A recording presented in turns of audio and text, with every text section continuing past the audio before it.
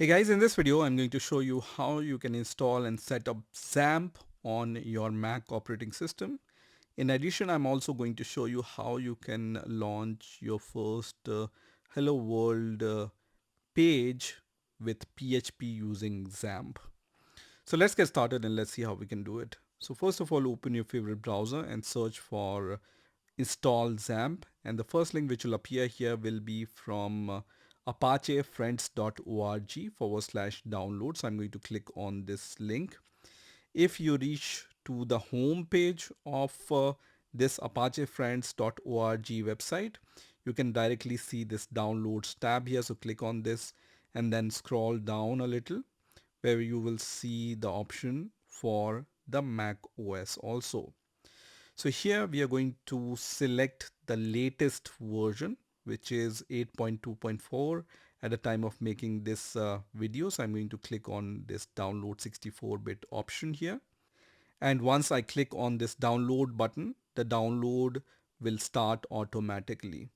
So right now the download has not been started in my case, and it says your download will start automatically if it doesn't. Click here. So I'm going to click on this link once again, and then from this list I can select XAMPP Mac option here, and then I can select the latest version, which is 8.2.4, and then click on this DMG file, which is going to start the download of this DMG file hopefully. So now this time this DMG file has been downloaded. So if you have problem downloading the DMG file, then you can go with the option which I have chosen to download this DMG file. So once this DMG file is downloaded, I'm going to click on this DMG file, and then let me minimize the browser here. So our XAMPP installer looks like this. So I'm going to just double click on this installer option, which is going to show me this kind of warning. I need to provide my MacBook's password, which I use to log into my MacBook here.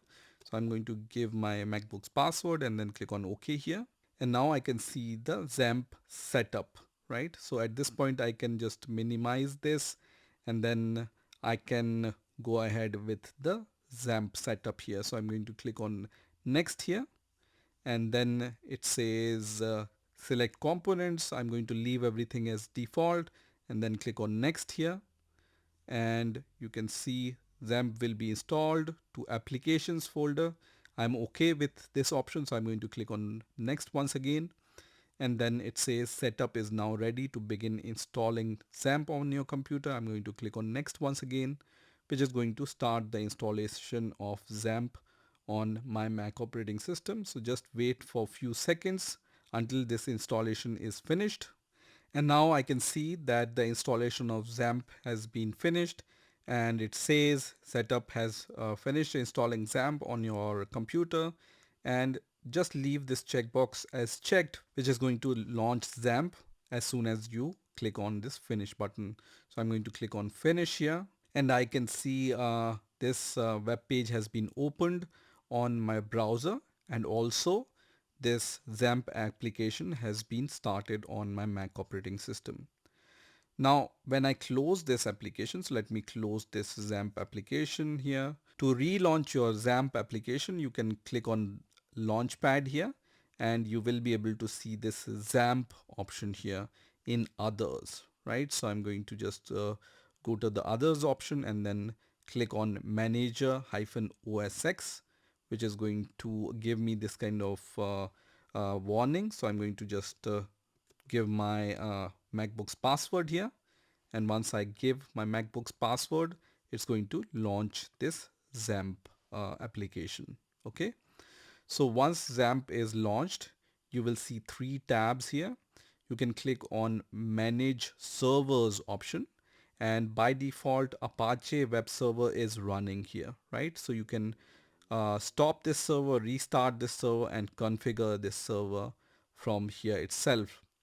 You can also see MySQL database has been stopped, so you need to run this. So I can just select this option and then click on start, which is going to start the MySQL database also. So just wait for a few seconds until this button shows green color. So you can see now the MySQL database has been running. I can also click on this configure option. When I select, let's say, Apache web server and then click on configure, I can see the open access log option, error log option, and conf file option. So I can change the config option from here, and also I can change the default port, which is port 80 by default. I can even change this port. So when I change this port, I can launch the Apache web server on my browser with the different port. Similarly, when I select MySQL and click on configure, I can see the logs and the config file for MySQL. Now, when I go to the welcome tab here, I can see go to application folder. When I click on go to application, it's going to launch this URL on my default browser, which is localhost/dashboard. I can also write local host here and then press enter, which is also going to launch this web page. Here, if I want to launch the phpMyAdmin, I can click on this phpMyAdmin option here, and it's going to launch this phpMyAdmin. So from here, I can click on databases, and from here, I can even create a new database. So to create a new database, I can just give the name of my database. For example, my new underscore DB here, and then I can select one of these options and then click on create, which is going to create my database from here. Now I can move on and create my tables, and then I can start using this phpMyAdmin on my Mac operating system. Now let's say you want to create a PHP file and launch it using your XAMPP server. So let me minimize this browser. Once again, go to your XAMPP application and then click on open application folder. And when I click on open application folder, it's going to open this kind of application folder where your files are located. If you want to go to this folder directly, then you can also click on Finder. So right click on Finder and then click on applications here. And then when you scroll down, you will see the XAMPP option here. So you can see this XAMPP folder. So click on the XAMPP folder, and then you will be able to see this XAMPP files option here. So your files are located here. Now here, when I click on htdocs option, inside this htdocs option, here I can create a different path. For example, if I want to create a demo path, and once somebody opens localhost/demo path, I want to show some kind of PHP output there, then what I need to do is I need to just right click here and then create a new folder. And then I'm going to name my folder as demo, for example. And inside this folder, I can create a PHP file. So what I'm going to do is let me launch the Visual Studio Code editor. And once my Visual Studio Code editor is launched, I can click on open folder and then click on applications and then click on XAMPP here and then click on htdocs where my demo folder is created.